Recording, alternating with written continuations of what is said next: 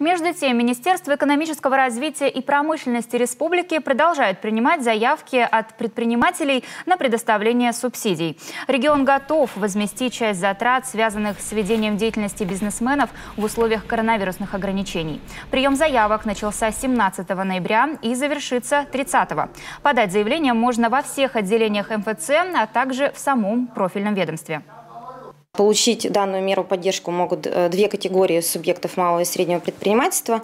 Первое – это те, кто не вошел в федеральный перечень по постановлению правительства Российской Федерации от 7 сентября 1513, а также те субъекты, деятельность которых была приостановлена в период нерабочих дней с 30 по 7 ноября.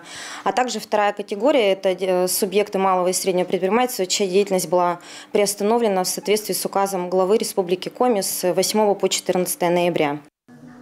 Размер региональной субсидии рассчитывается по формуле. Один минимальный размер оплаты труда, увеличенный на средневзвешенный районный коэффициент 1869 за работу в районах Крайнего Севера и приравненных к ней местностях.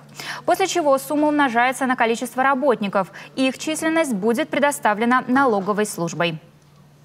Я индивидуальный предприниматель. Мне с МФЦ позвонили и сказали прийти для получения субсидий. Один мород вроде.